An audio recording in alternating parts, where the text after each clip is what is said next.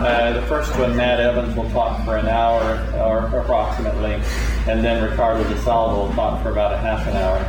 So Matt got his PhD here at Caltech last year, and he is really responsible for the ability of the first LIGO interferometers to lock. To lock up all of the various optical cavities in them. He's going to talk about the locking of interferometers, but he's going to focus on issues of the numerical simulations that play a central role in being able to do that, and also play a central role in debugging the interferometers, which is a process that we're now going through in LIGO 1 interferometers. So, Matt. Thanks. Okay, I guess you guys already got the who am I part, so I'll skip that. I want to give a brief outline of what I'm going to talk about. It's a little complicated. I have two parts. I'll start with talking about just sort of simulation tools, what we have, what we use to simulate the interferometer, and sort of what we hope to get from it. So start with an example, just sort of a simple one, what goes into an interferometer simulation, and then just sort of a couple of example systems that we've built in E2E, which is our end-to-end modeling environment. Sounds great, but anyway, E2E. Second part is lock acquisition, and first I'll just go through the basics. Some of you have heard this a couple times already. Then I'll talk about sort of the generalization of the basics, which is understanding a sensing matrix and what effect that has for LIGO 1 locking. So what does it lead to? And then this is just actually a couple of plots which are interesting for what happens when you compare the simulation results with something in reality. That was our locking of the first of the interferometers for LIGO, was the Hanford 2-kilometer interferometer. So I'll show data from that. Okay, my three canonical questions that I put at the beginning of essentially every talk. What is it all about? And in this case, what is simulation all about? It's really, we go about collecting everything that we know about the system that we're trying to simulate, all of the sort of the fundamental physics and the parameters that go into it. And we try to organize those things into something which is, I put computationally functional framework. It means something that we can ask to predict what's going to happen if we do X, Y, Z, whatever. But really, it's a collection of knowledge. We try to put together everything we know about the system and then use that understanding to simulate what will happen in the system. Why do I care about this? For the most part, the LIGO pieces, each of them are fairly simple things. They're mirrors. Suspension systems is just, it's a pendulum, it's a bunch of springs, it's masses, things like that. So pretty much the pieces are easy to understand. When you put them together, you get something which is very complex. And without a simulation, you really can't understand what's going to happen there. The back of the envelope calculations become very lengthy. You need a big envelope. Some of the tough problems that we've addressed or are planning on addressing, one is past tense, the other future. Lock acquisition is the second part of this talk, so that's a problem which has been addressed, and the noise tracking is what we're going to be getting to right now. It's sort of the hot topic. We're trying to track down the noise in the interferometers, and we'd really like to be able to use a simulation to do that by putting in the noise sources and seeing how they propagate through the system.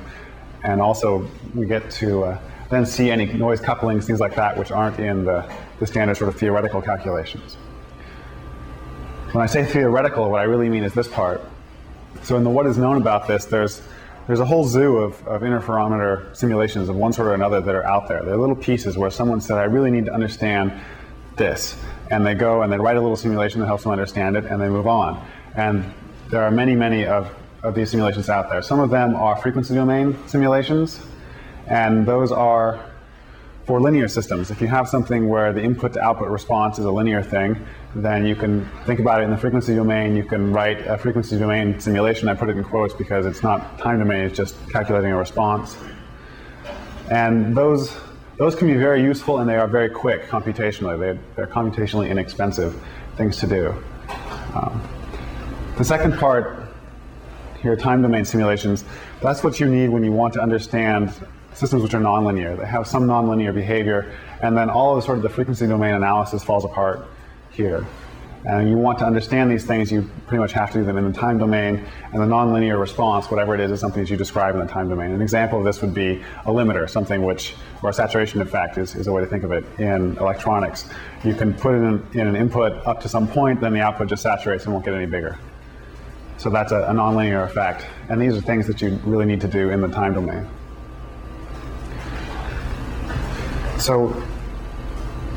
A simple system that sort of demonstrates the ingredients that go into one of these simulations is, this is my favorite simple system. It's the Faraday Pro Cavity. It has just 2 mirrors. And so I started over here on the left. We have a laser, we have an optical isolator which lets the beam go through this way, the return beam comes out here. A mirror, I have the blue surface is the coded surface, the rest of it's just to sort of show you that it's a block of something. Can you just explain how you make the return beam go out one port and the interferometer? You're not going to just claim it's magic? You put some clever little fields in there, and you put a polarizer in there, and you rotate the polarization a little bit, and then when it comes back, it's rotated a little bit more, so that one polarization passes through, and by the time it comes back as the other polarization, it comes out the other side. So the key issue is, it's something we've not paid much attention to in the class, but you have polarization as a handle. And you use polarization as your handle to do something like this. Absolutely. The polarization in the interferometer is something that's supposed to be well defined. You're supposed to say, okay, once the beam gets into the interferometer, it ought to have exactly this polarization and propagate through with that polarization everywhere.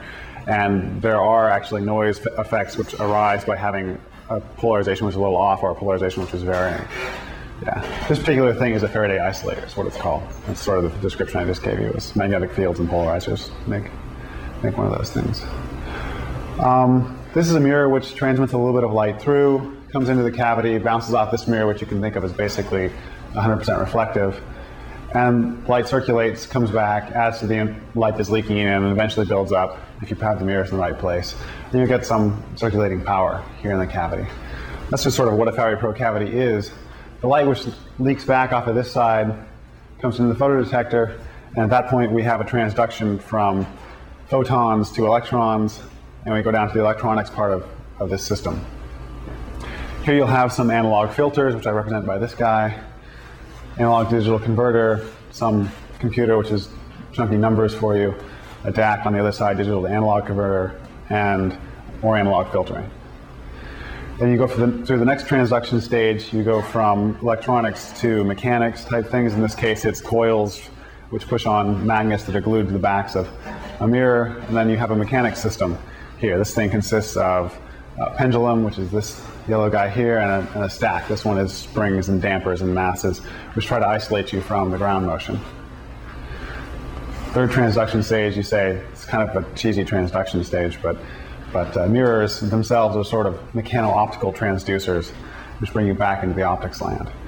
So these are sort of the 3 pieces of a simulation that you need to understand in order to make an interferometer work.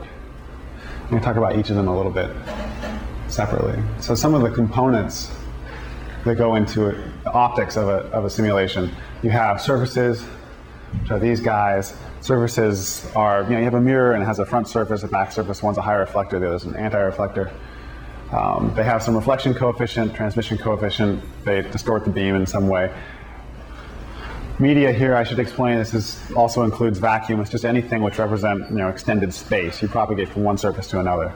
And you get propagation phases, propagation delays, more distortions, things like that. And a bunch of other stuff. You need to simulate a laser, you need to simulate an isolator, you have phase and amplitude modulators, things like that. So these are sort of the components that go into the optical part. And what we like to do in a simulation is represent each component individually, test it individually, and then hook them together to make our simulation out of these sort of simple pieces. A brief interlude before I get to electrical and mechanical components. I talked in the beginning a little bit about frequency domain and linear response. There are a lot of things that are electrical and mechanical which have a linear response. And just because we're doing a time domain simulation doesn't mean we should ignore that fact. So we have sort of a generic transfer function module, which allows us to take any frequency domain representation and represent it in the time domain. You can feed some input in, it'll apply the appropriate transfer function and give you output. So these things are useful for analog filters, digital filters also, anything which has just sort of a linear response. And I'll talk about, this will be sort of the distinction I make in the next couple of slides. Nonlinear components you have to handle pretty much one at a time. You say, I have some saturation effect, I have a slew rate effect, I have whatever, anything nonlinear will be here. So for the electrical components, we think about filters of one sort or another, these guys and the ones that live in here. And other components, there are a fair number of nonlinear ones. These two guys are both nonlinear components. And then analog, saturation, slew rate effects, analog logic, digital algorithms, all those things are nonlinear. So in a simulation, we have sort of this dichotomy of things. The linear ones are all represented by our one generic linear component, and all the other guys we represent one at a time. This makes up the electronics components of a simulation. And lastly, mechanical components, they're all linear. As far as I can tell, I had to think hard for a nonlinear one. I decided the earthquake stops probably counted, but we don't get that far, at least we hope we don't. So pretty much these are just linear things we use our transfer function module. Sure, yeah, the mirrors are, it's just a couple of wires holding this big block of fused silica, and you have stops there which prevent the thing from moving very far, so that if there's an earthquake, it doesn't just swing all over and potentially even fall off. It's just sort of hung very delicately by a wire there. And we learned not so long ago that earthquake stops ought to be very close to the mirrors, because otherwise you can break things. Yeah, learned the hard way. So those are earthquake stops. Despite the fact that I say very close, they're still not within the dynamic range of the actuators. So we don't hope to hit them. That is, you hit the nonlinear effect of the actuators running out of range before you hit the earthquake stops. The actuators range is like a couple of microns, right? Something like that, a few. You speak up, or you repeat questions. Yeah, the question was, what is the actuator range? And the answer is of order a few microns. I think tens of, but like that. Whereas these things are sort of millimeter type range. Okay, the last bit of this are the transducers, and some of these I had to be creative about. Others are quite clear. We have, I'm not going to read them all to you, but these are all the sort of the various transduction things that we use in order to have the electronics have an effect directly on the optics part or directly on the mechanics. We have here. There are a couple of parasitic ones that people don't think about much. I say parasitic only because we don't like them. Magnetic induction is one. Since we have these magnets there, they will induce currents into anything which is conducting around them. Maybe not important. Radiation pressure is also a relatively small effect, but can be important, especially if you have a lot of power running around in your cavities. So this is just light pushing on the mirrors. Shot noise comes in there. So can you just define a transducer? Sure. I have these three kind of realms that I've classified things into, and transducers are things which take you from one realm to the next. Sort of information goes from one realm to the next through a transducer. So I sort of labeled them creatively mechano-electrical transduction, right? It's something which takes you from mechanics to electrical.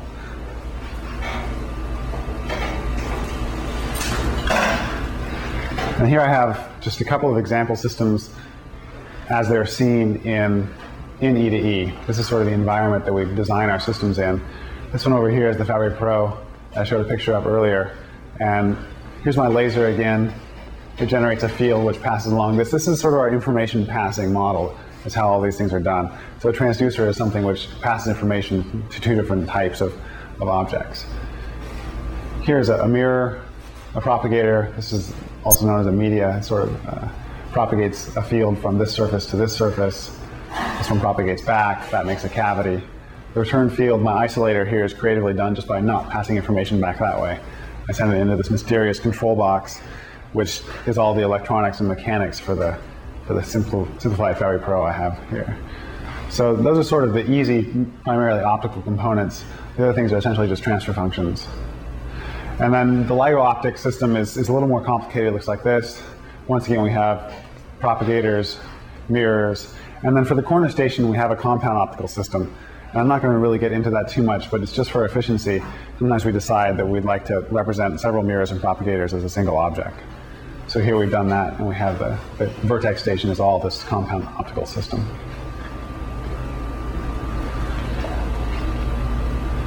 Okay. Conclusion of part one. In simulation, you get to do all kinds of things that you can't do in real life. And it means things like measure a field amplitude directly. You'd really like to know what is the amplitude of a sideband in a particular cavity. In real life, you can't just go and find that. You don't get to know. But in a simulation, you do.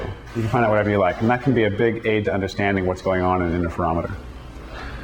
Another is adjustment and measurement of absolute positions. We have some basis, which is sitting there on the floor of the LVEA. And in that basis, we get to control the positions of optics, of whatever you like.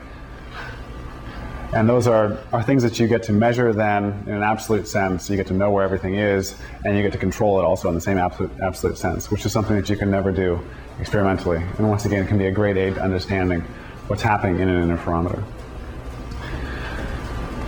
This one is another biggie. When you have a real interferometer, you don't get to say, I'd like to turn off that noise source for a second so I can study something else. Not possible. We get to do that, sort of selectively turn on and off noise sources as we please. This lets you sort of figure out what the contribution of a single noise source is, how important is it, how do two noise sources interact, things like that. The next is asymmetries and imperfections. When you build something, it comes out, as best you can, equal to the spec, but they're never perfect. So you'll have mirrors that have different radii of curvature, things like that, various asymmetries and imperfections. And of course in the simulation you can take them out. You can make two things perfectly identical and thus simplify the problem. So this is all sort of aids to understanding. There's also an aid to development. If you decide you want to develop some new system and you'd like to find out whether or not it's going to work, you can try it first in the simulation. In particular, this one, the lock acquisition stuff was all developed sort of hand in hand, originally entirely in simulation, then confronted with reality, it went through a good deal more development on site, and that would be just sort of trading off back and forth between the interferometer and the simulation. So it allows for really quick, inexpensive testing of anything you'd like to find out and just sort of first order estimate of what effect it's going to have. You can use the simulation for that. And then this is the stage we're at right now. I am currently constructing a simulation which is capable of doing noise propagation and really representing all of the important noise sources, at least the ones we can think of, in the interferometer, so that we can hopefully track down the noise as it's seen there, and by knowing what the noise sources are, aid in their removal so that we'll eventually get the interferometers to design sensitivity. This is sort of the current status of simulation in EDE. So that's it for part one. And I'd like to entertain some questions before I go to part two. No one was entertained enough to have questions. What are these simulations running on? What development environment are you using? Pretty much it's all done under Solaris. Some of them... is there computer code written? It's all written in C++. So it's been run on Linux systems. I don't think it's ever been run on a Windows machine. But yeah, Linux systems, Sun systems. So what do you mean by detailed noise tracking?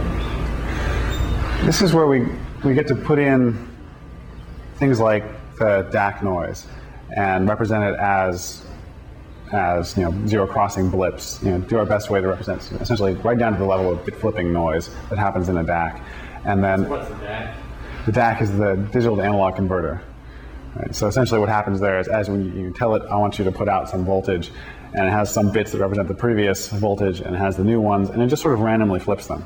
So when you go from -1 to 0, you have to flip all of the bits.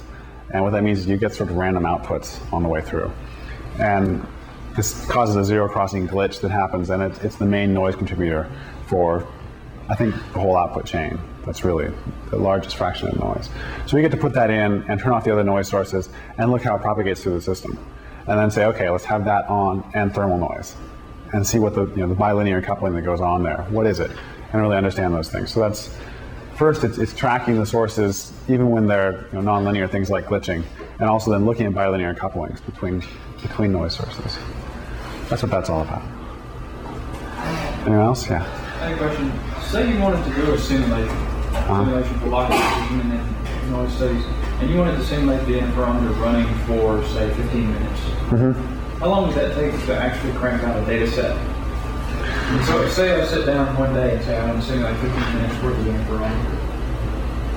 How long does that take? Right. The question is about sort of real time to computational time ratio, and the ratio is about 1 to 100. So it takes us 100 times longer than the time you want to simulate. So if we have 15 minutes worth, I can't multiply by 100, but it'll take that much longer. So. The amount of detail that was put in so far. Right. That's for the simulation that was used. It's called HAN 2K simulation, used to lock originally the Hanford 2K interferometer. had relatively little detail in it, and it ran at about 1 to 100. I will say, though, that the most computationally expensive component of that will remain the same in the new simulation. So probably the time scale will be about the same. There's more detail, but most of it's relatively inexpensive computationally. Computationally expensive part? That little block that I showed with all the lines coming in and out of it, that guy. He's computationally expensive because he has to sit there and raise a matrix to a power and then invert it. And doing matrix inversions is an n-cubed thing, and if n is big enough, this guy can take a long time. So he's the worst of the bunch, despite the fact he's much better than what would happen if I broke it out into 4 little mirrors and 4 little propagators, because then the time scale becomes set by the length of the shortest propagator. And if that's a few meters, then you divide that by the speed of light, and you end up with a very short time step, and your simulation takes forever. So, but yeah, this guy's the worst of the bunch, and most of the rest of the detail, while it adds sort of a lot of richness to the simulation, doesn't take a lot of extra time. How is the inversion done? As best I could do it. I mean, is it any decomposition or is it something certain? Yeah, it's basically, you look up in numerical recipes how they did it, find their most efficient algorithm, hack on it a little bit to get rid of the inefficiencies that I could see that are sort of plainly there, and put it in. We found that it was pretty much the best. We tried a couple of standard packages that were out there, and this one was as efficient as any of them. So What's the method that you used? it's UD decomposition, I think, is right, but it was years now since I put this thing together, so I don't know. Any others? No? Okay. Quick coffee break? No. On to part 2.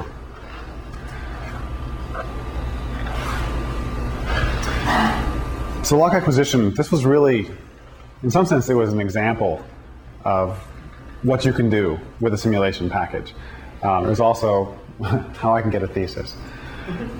But, so I needed, the problem was that we had essentially 6 months before the interferometers were coming online, and no one had any really good idea as to how to make them lock. So I sat down with what had already been developed of EDE and started putting together a simulation. I guess I should say first, I'll go down my points here, maybe I'll make more sense. What is lock acquisition?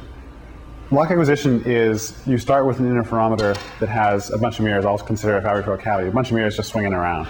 Okay, sort of swinging in the breeze, they're moving of order a micron, sort of time scale. It depends on your seismic noise, excitation sources, things like that.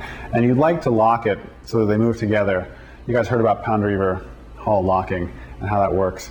Essentially, what you want to do is lock these things so that the relative motion of the 2 mirrors is quite small. They can still be doing this, but they can't be doing that.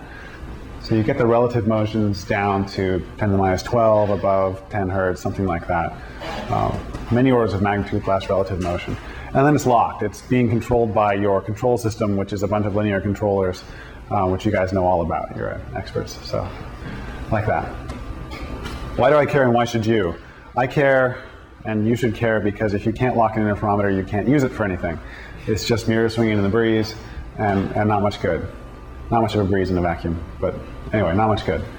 So what do people know about this? I was a little distraught to find that at the time I was starting to get into lock acquisition and trying to figure out how to lock the interferometers, there was basically nothing written, nothing published about lock acquisition. There's one paper that I found published about locking a Fabry Pro cavity, but aside from that, essentially no publications on the topic. So if you want to do something simple like a Fabry Pro cavity or a recombined interferometer, which is basically just 2 Fabry Pro cavities, you can do it. It's pretty easy. You essentially turn things on and it locks.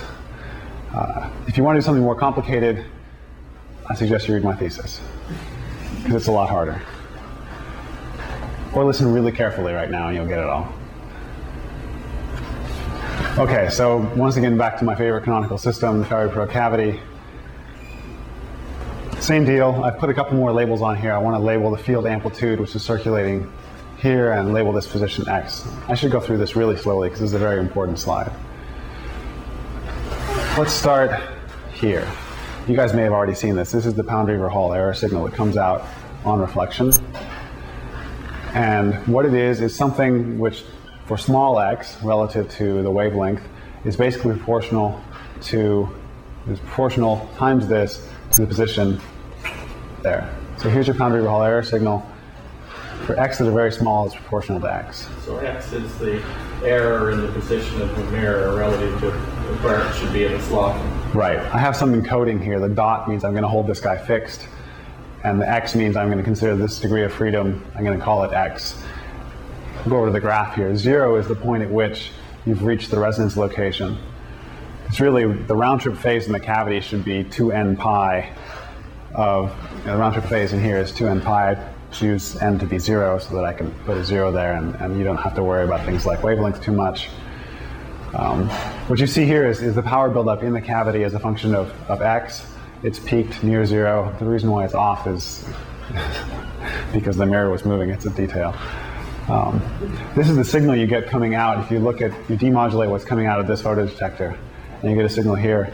It has a very nice linear section here near 0 crossing. And that's something you can then use to feed into a linear controller, and you have all of the weight of linear control theory at your disposal to hold this cavity on that resonance. So once you're in this region, you're pretty much safe. You've got it worked out. The hard part then is getting to that region. It's about, this is for a LIGO arm cavity, is sort of the parameters in the graph I've given here. So let's just say explicitly, so the green curve is obtained by radio frequency modulating the laser light.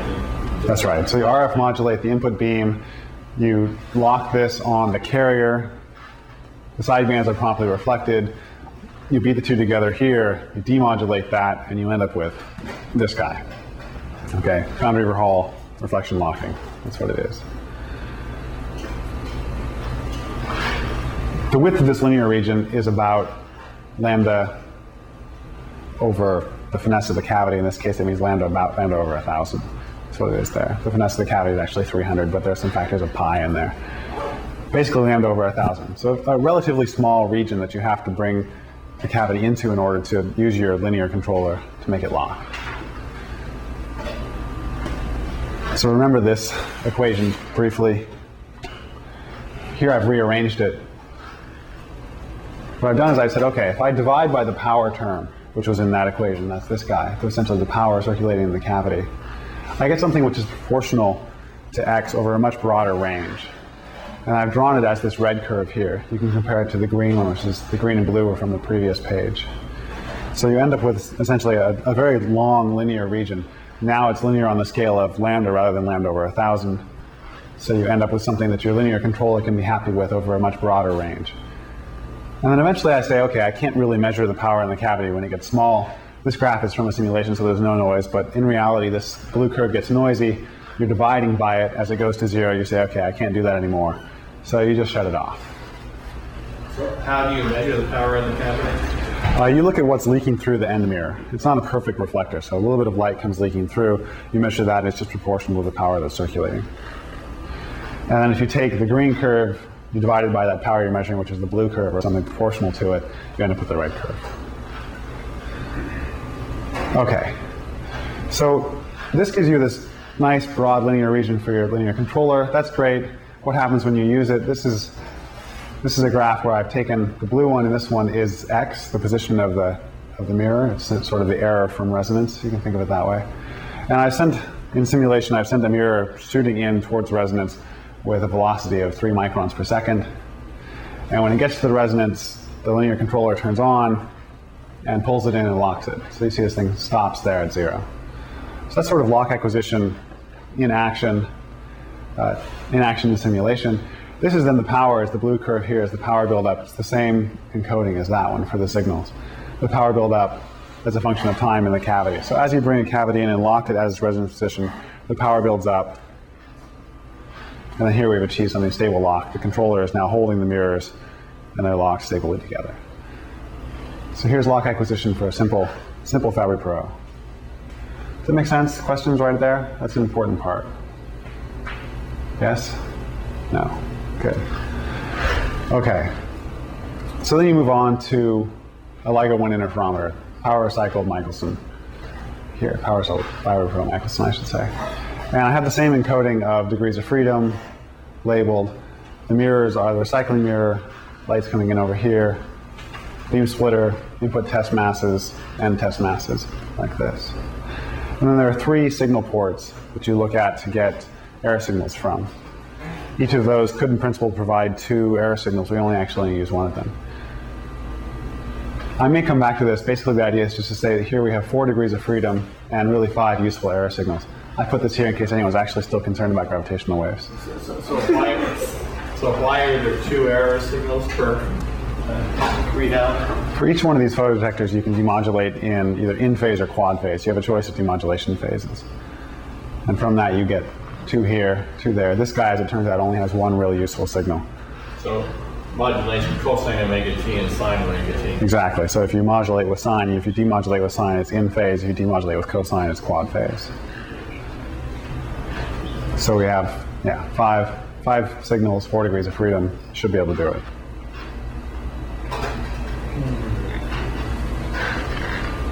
Okay, so for the Fabry-Perot cavity, I had this thing, this sensing matrix is what I'm going to talk about. Essentially, I had this equation for my Fabry-Perot cavity. Here I've just assumed x is much, much less than lambda and taken out the sine part.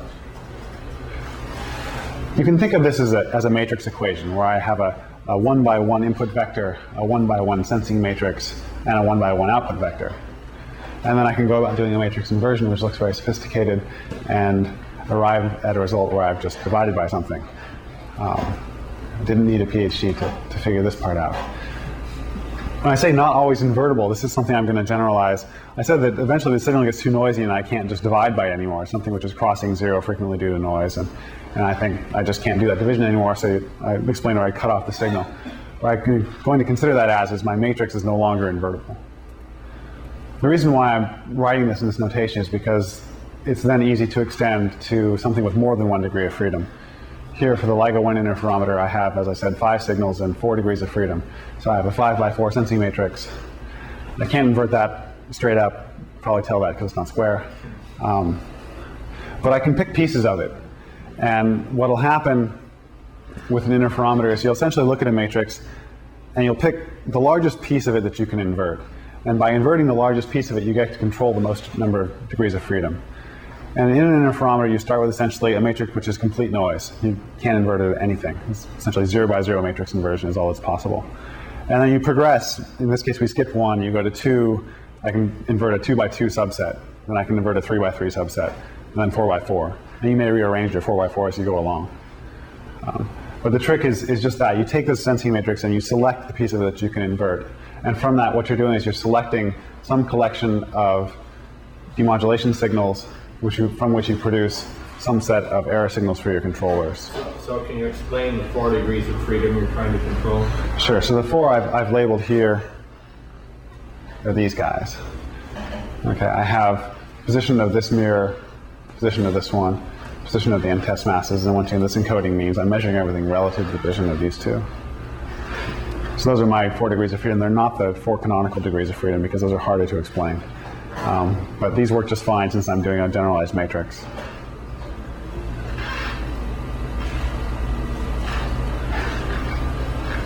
So the progression for a LIGO 1 interferometer is like this. You start with, we label these states, we gave the numbers so that it'd be easier to talk about.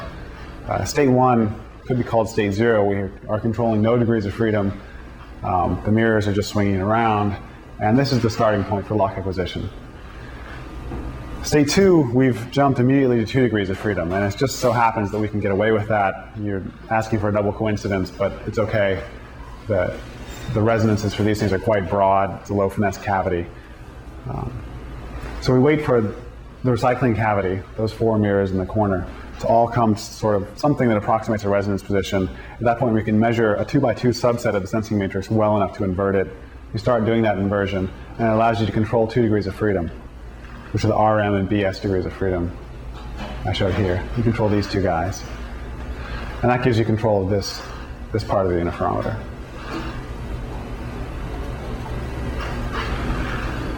State 3 happens when one of the arms happens to swing through, just haphazardly it arrives at its resonance position. And when it does that, its matrix element gets large enough, sort of climbs out of the noise. You can then invert a 3 by 3 subset of the matrix. And you can control correspondingly 3 degrees of freedom. The last one, the other arm, is still just sort of swinging around. Eventually it swings through something, its error signal climbs out of the noise, and you have a 4 by 4 matrix you can invert. So then you're at state 4, you're controlling all 4 degrees of freedom of the interferometer.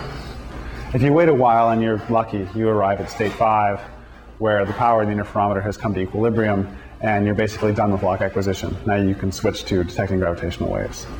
So this is the progression for a power cycle very pro. 4 and 5 are essentially the same.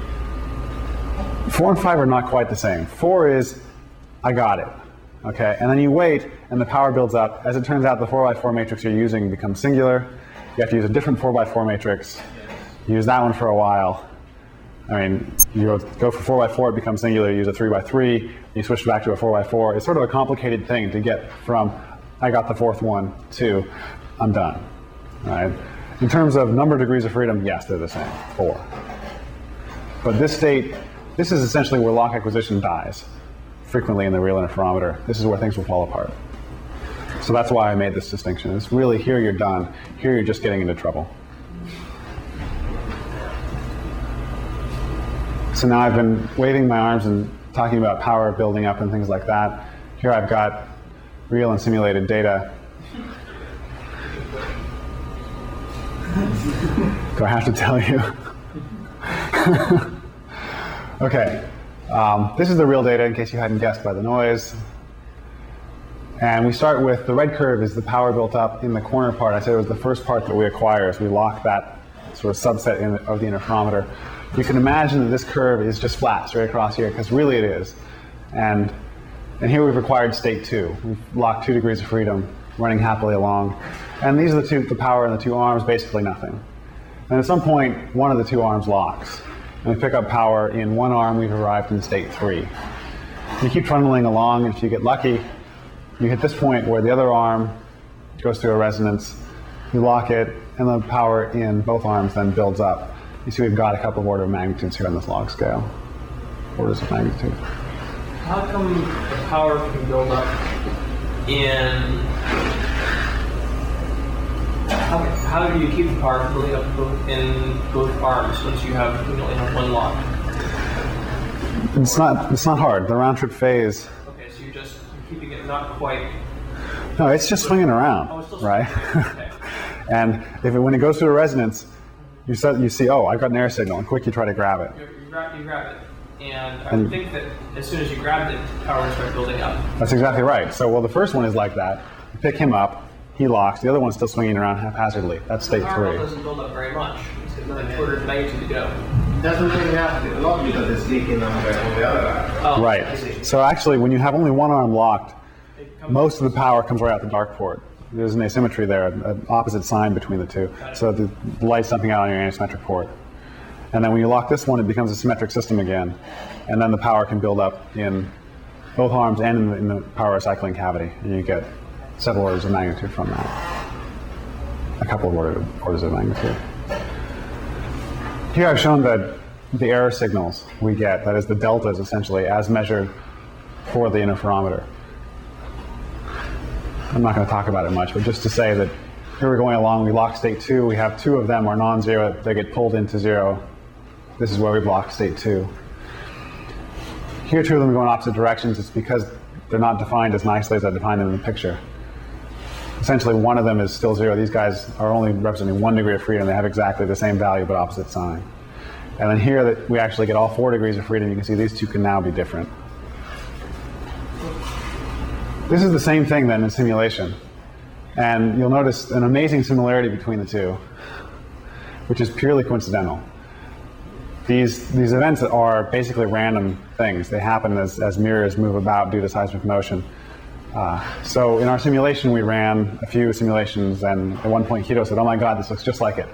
So we recorded this one, and you see the same sort of state progression going on here. It's actually fairly typical. I mean, the order has to be the same, and the durations just happen to be close to the same. So state 2, state 3, one arm lock, state 4, both arms. And then error signals are, again, very similar. This is something that gets back to, I mentioned things that you can know in the model that you can't know in reality. Here we see the positions of the mirrors as they swing about. I'm not going to talk about it, but this is something that you can't measure with a real interferometer. Your best information is just this.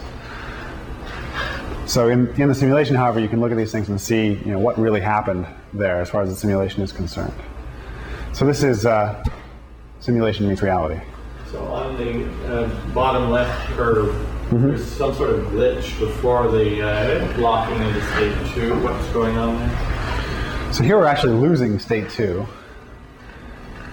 in this one, and then basically you shut things off. And then here you turn things back on as the power in the power cycling cavity comes back up. We didn't show the 20 lock losses that came before this event, but there are many. And there are sort of accidents that happen. As a mirror is swinging around, it may resonate some field other than the one you want to resonate a sideband as opposed to the carrier.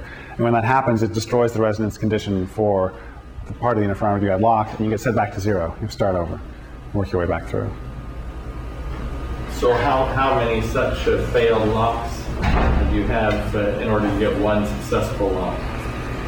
The number has to be at least 4, and is generally much larger than 4. That is, for each arm, you start out by locking state 2. That's pretty much easy. You've got the PRM lock. Then either arm can go through a sideband resonance and destroy that lock, or it can go through a carrier resonance. If both of them hit carrier resonances first, then you can lock the whole thing. If either of them hits a sideband resonance, you lose it and you start over. So immediately you're at 1 in 4. And if you're missing any carrier resonances, the probability gets worse by the probability that you miss squared. So things get bad in a hurry if you're not locking on each carrier resonance. It turns out that in terms of time, it's not so long. If things are working properly, it'll take you less than a minute to lock the whole interferometer. If systems are not working, it can take you 10 or 15 minutes or all day or whatever. You don't have any way of knowing and gauge how often it is a carrier resonance or not? Not really. By the time you get to it, sure. Do you have any way of knowing whether you've encountered a carrier resonance or a sideband resonance in the arm as it's just swinging around? And you have a way of knowing, but by the time you know, it's too late. Is essentially what happens. As it begins to resonate, it's destroying the resonance condition for the part that you have locked. So you see the power start to build up as your control signals are already going crazy. By virtue of the fact that your control signals went nuts, you know that you hit the wrong one, but it's post hoc. If it were tragic, we could probably think of a way around it, but as it turns out, it's not tragic. It's just annoying. So, yeah. Any other questions? Should I move on? I keep on reaching down for this button there. I'm going to skip this one, I think. Yeah, sure. Okay, so conclusions. We have managed to lock all of the LIGO interferometers at this point using this lock acquisition scheme. So it was really a big step once we got the 2K interferometer going. From there, it was just a matter of repeating the same thing at other sites. And some of that was hard because the environment's a little different. But for the most part, locking one is locking them all. At this point, they're all working. So that's great. Lock acquisition is best thought about in the design phase. This is something I say every time, and I kind of feel like I'm harping on the people who made the interferometer. And it's because when it came time to lock the thing, people when it came time, to show up at the site and make it work, people hadn't really thought about lock acquisition. And this is sort of a historical thing. People build an interferometer, and they sort of think that the experimentalists at the site will figure out how to make it lock. And I think that's fine. For simple interferometers, that works great, and the guys at the site figure it out, and all is well. For more sophisticated interferometers, and I think that signal recycling and dual recycle interferometers fall into this category, you have to think very carefully about how you're going to lock the interferometer before you finish designing it. So this is sort of a lesson I learned along the way, and hope to pass on. As we will see if it is good or not, because in Virgo, because they have a longer wait time for the pipes, they have been thinking on how to lock. So if your philosophy will be better or not, we will see with the experiment called Virgo and see if they go right to the result or if they go through the same algorithm. Or maybe they thought about it too long in Virgo, and the result is that it takes longer to make it work. That could be true. But I have great faith in your suspension systems. So. What does Tama do? What does Tama do? Previously, Tama had essentially a recombined interferometer, right? So that makes things easy. The signals separate. You basically have 2 Fabry-Pro cavities. What they've done right now is they have a recycling mirror, but it's mostly transparent. So the recycling factor is, I think, 4. The signals are still separable enough that they can lock it as 2 separate Fabry-Pro cavities and then lock the recycling cavity in, just because it's low enough finesse. My guess is that they're going to have trouble when they get to, they would have trouble when they got to a higher recycling gain, which they will eventually. I say would because I don't think they actually will. They have enough smart people that they'll figure it out before they get there. But But yeah, I think that potentially if they just arrived with their interferometer and with a recycling mirror or recycling gain of 10 or 20, they would have problems there. Are using so different method of extracting the air stream. Right. For triple harmonic demodulation. So the inventor of that method say that it's easy to work to using that method. So how you don't need so complicated matrix or something. One way to think about this is if you think about a sensing matrix and you say, okay, let's start out by designing a sensing system which has a diagonal matrix.